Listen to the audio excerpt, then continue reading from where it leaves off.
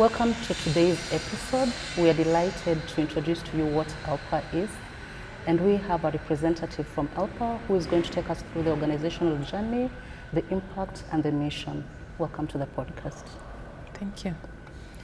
My name is Emily Chepkuto. I'm the founder and executive director of Elpa.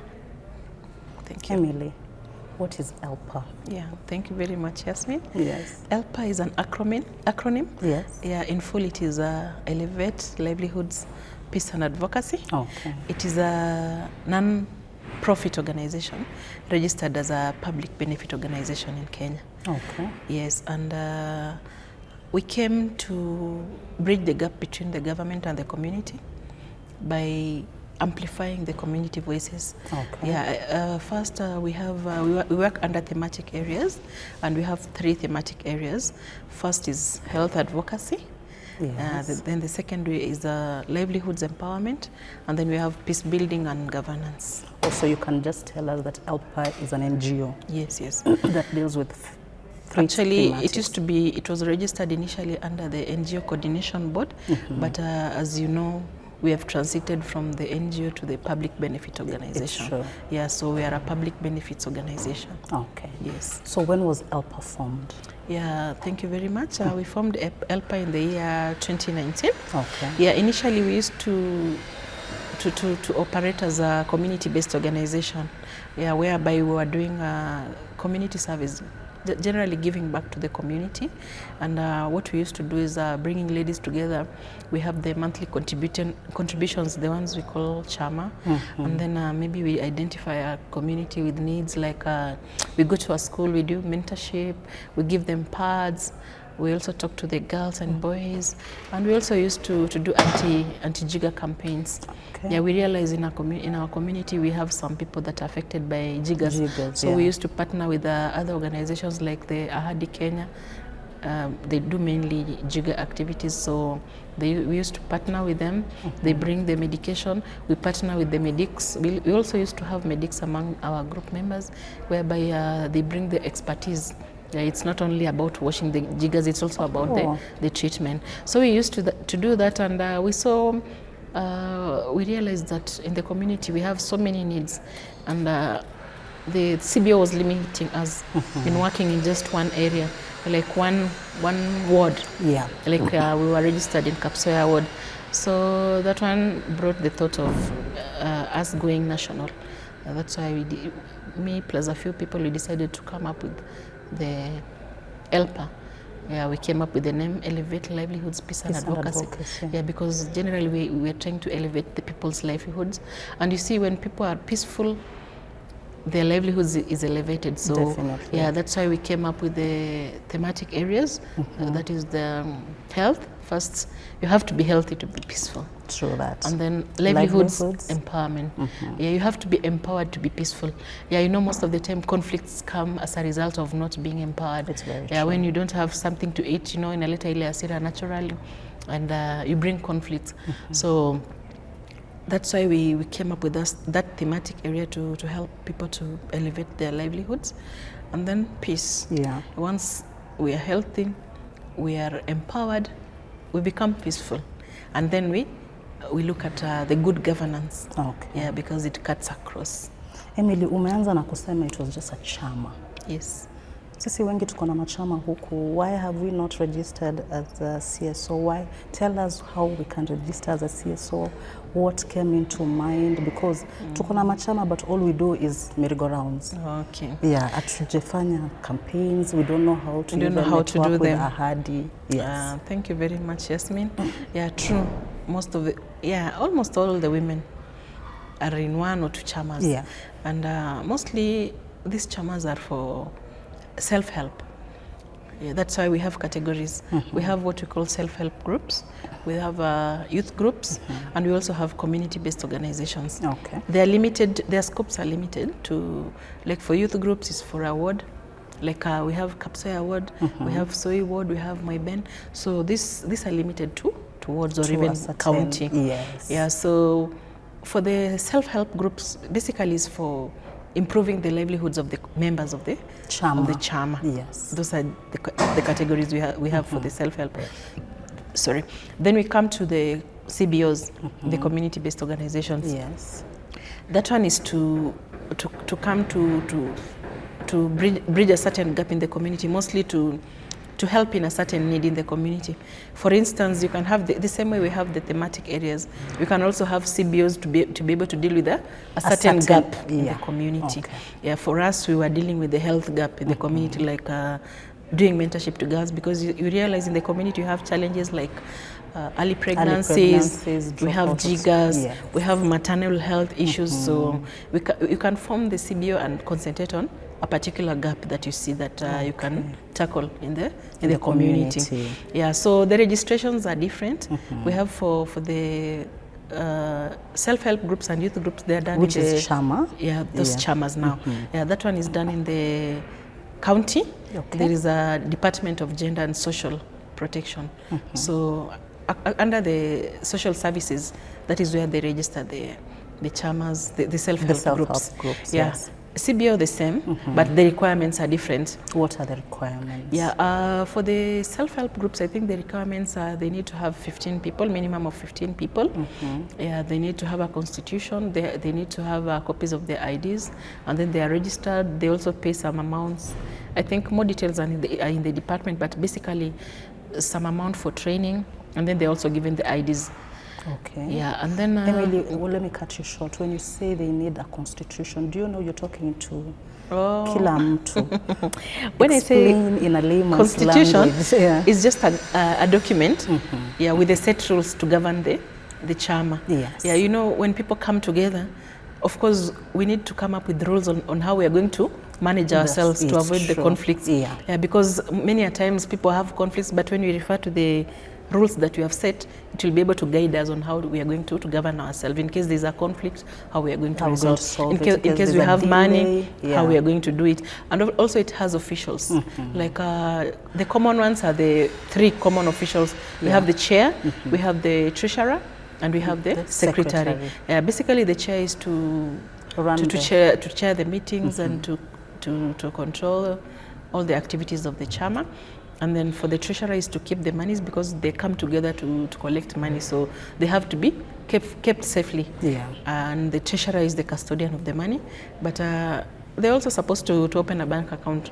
So when they open the bank account, it's the treasurer that accounts for the money, banks, and yeah. Of course, it has to have signatories, but the treasurer is in charge of the finances and giving the reports on the money.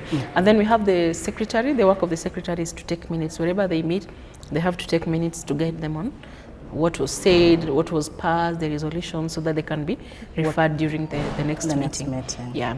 So that is basically about the youth groups and the self-help groups. Yes. Yeah, the women groups come in there, or self-help for anybody. And then we have the community-based organization.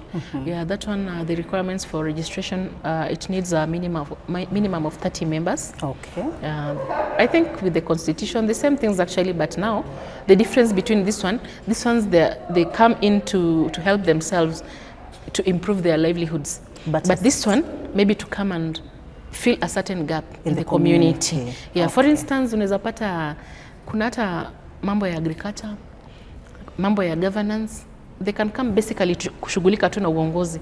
Kama wanaona kuna gap mahali, that is why they do the petitions to the county assembly. Ama kama kufanya vitu kama social audit, you know, the social audits, once the money has been allocated to maybe do a certain project in the community. Sometimes as a community they feel like maybe this money has not been used well. So these CBOs come in to fill this gap by maybe doing the social audits, identifying the gaps, and maybe raising them through petitioning the county assembly. Yeah, there are so many ways they can do that. Yeah, sure. I was coming to a place to ask you, yes, as a CBO, you find a gap in the community, you have a purpose and you want to help. What methods do you use? Yeah, we have different methods. Yeah, we have what we call we can petition through the county assembly, because you know all the legislations are passed at the county assembly. Yeah, we can, once we identify the problem, we can write a memo, we can write a petition, and then we present it. Because we are a recognized body, we can petition in the county assembly. And many other avenues we can use. Like we can even partner. We have these things are wide. I was telling you first about the registration. Yeah. We were in the CBO, Yes. and then we come to us now, the PBOs. PBOs are nationwide. Like us now, we are registered. We can work anywhere in this country. We can work in all the 47 counties, but at the moment we've started working with 5 counties. Okay. And as we expand, we can, depending on the need, if you identify a need in a certain county, you can move. We can move there and come there to fill the gap. Which counties are you dealing with? Right now we are in Uasin Gishu County. We are in Trans Nzoia, West Pokot, Bungoma, Busia, and Elgeyo Marakwet. That is so nice. That is 5 counties. Yes. And so far, have you seen the impacts that you've had in the community? Very much. Yes. We've seen the impact very much. First, maybe I can start talking about the projects that we're implementing at the moment. Yes. Yeah, at the moment we are doing, there's a project that is funded by AMREF and supported by the subrecipient, which is called Neighbors in Action Kenya. We are doing what we call community-led monitoring. And what we do about the community-led monitoring, actually we are allocated to facilities. They are working through networks, and my organization is under a network called Highlands Endemic Regions Network, and you also have Uasin Gishu CSO network. Okay. What we do, different organizations come together in a network, so we allocated facilities. Like each individual is allocated 5 facilities in the county. Okay. Yeah. So what we do, for the 5 facilities, tunaenda hapo tunaangalia the service delivery, kama tukirealize kuna shida fulani, for instance pengine hapo kwa triage pengine hakuna. Also, we're talking about service delivery on health. On health, yes. I'm talking about the health and the current project that we have. Okay. Yeah, once we realize that there's any gap in the health facility, be it pengine infrastructure, unaweza pata pengine kuna mahali iko wazi, mvua ikinyesha wagonjwa wakikuja wanakaa wakai vizuri wananyeshewa, that's already a gap. It is. Ama tuende tupate hospitali kuna line mrefu, pengine hakuna enough staff, that's already a gap. Hakuna madawa. Yes. Yeah, that's already a gap. Okay. Maternity pengine tupate kuna gap, pengine patients are beds are not even enough. Yes, pengine beds hazitoshi, pengine hakuna facilities services zingine zenye zinafaa kuwa kwa level fulani. You know, we have different levels of hospitals. Now each level is supposed to handle certain cases.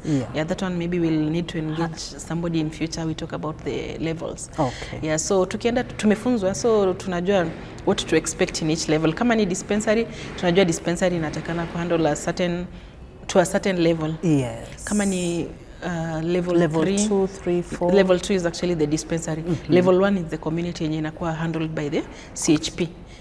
So after level 1 tunaenda level 2 ni dispensary, alafu tunaenda level 3, level 4, and then level 5 sasa ni ile county referral hospital. And then now we have only 5 level 6 hospitals nationwide in the country. Example true. Ni MTRH. Yes. So hiyo ni national, sisi tuna deal na county up to level 5 hospital. So what we do, we do the monitoring, tunaangalia kama kuna any gap. We report, we have a tool inaitwa iMonitor that we use to report the gaps yenye tunaona kwa health facilities. For instance, nikienda kama mimi facility yangu yenye nimekuwa allocated, nipate pengine hakuna blood pressure machine kwa triage, that's already a gap. I report. In that iMonitor. It's an app that anybody can download the app. Also, it's an app that even you can download there. It really helps because ukienda hata wewe uone pengine kuna shida fulani, unaweka hapo. Na as a user, ama kuna different categories. Like me, I'm there as a peer monitor. You can report for yourself as a user, just a general user. So whenever you see any gap, you report in the iMonitor. And this iMonitor now, iko na different levels. Sisi tuko kwa level ya peer monitors, we just report directly. Then kuna wale wanaitwa super users, whereby we have the facility in charges, and then we have also the super users that are representing the civil society, so that whenever there's a problem, au ndo wanaweza kuforward kwa escalate to the next level. If it is not solved at this level, it escalates even to until even the county assembly. Itafika pali pia tunafanya vitu inaitwa petitions, tunafanya advocacy, tunafanya public participations, hizo vitu zote tunafanya. That one I'll come to it later. But for this very one, we do advocacy. Kama hiyo problem ijaweza kuwa solved, tunaangalia shida inaweza kuwa nini. Kama shida ni beyond the facilities in charge, we escalate to the next level. Maybe you can even petition to the county assembly, because you realize that some matters, for instance, vitu kama infrastructure, it needs vitu kama budgeting. It needs vitu kama allocations. Yeah, it cannot be solved. It can be long term, and it needs to be advocated for. Yeah, we do follow-ups. Yeah, we do follow-ups. Yeah. So the super users help to escalate it to the next level. And once we realize that it is an issue that needs advocacy, that is when we now bring our heads together. It's not a one person's process. Definitely. We can come together as peer monitors with the support of our donors, so that we can escalate to the next level until we ensure that the matter has been solved. And through that iMonitor, we have seen great improvements in service delivery. I wanted to ask you, does it really work? It really works. And I can tell you for a fact, in Uasin Gishu County, if you can compare how the service used to be maybe 5 yeyears ago and now, it has really improved. Because any other person, a human being, kama unajua kuna mtu anakumonitor, pia wewe utajaribu kuimprove your service. Yes, yeah, it has really helped. And we've seen improvements in service delivery in the facilities. Yes. Okay, other than health advocacy? Yeah, apart from, I was talking about the programs that already are running. Yeah, we also have another program on governance that is working. It's already running. It is supported by the Institute of Social Accountability. It's called Social Accountability. Yeah, it also works the same way, whereby they come and train the organizations, and then sisi wenye tuko kwa ground tunafanya mambo yetu. So inaitwa social accountability. Okay. Yeah, the same way tunafunzwa kuhusu budget making process, and how we are supposed to participate as the community. Oh wow. Participating in the budget processes. Participating in public participation. Unajua sometimes huwa tunapiga kelele, tunasema hii ilifanyaje, but unapata pengine hata hatujui. Inaambulia tu patu. Inapita tu, tunapiga tu ile kelele, tunaomba serikali, but sisi wenyewe hatu participate. It's true. So these organizations zinatusaidia because we are trained on how to participate in these processes, and after we are trained, we train the community. Yes. We empower them. Tunawaambia what they're supposed to do. So unapata ikifika vitu kama public participation, they have to attend, because now they're empowered, they know what they're supposed to do. Yeah, and I can't say we have done much, but we have started and we are really improving, because naona watu wanaelewa the meaning of public participation, because initially tu watu walikuwa wanaambiwa kuna public participation, naambia mnakubali, wanasema ndio, lakini hata hawajaona document. But now at least people are informed, na wanaweza kukataa kitu yenye wanaona ni mbaya, na this one has really helped. You know, public participation happens when someone has information. Yes. How can I go for public participation and I do not know anything about that budget? That is it. So when you come in and tell us about what budget is, na uniambie kuna public participation, it's easier for someone to go and do something there. Very true. We will take a short break. Don't go far.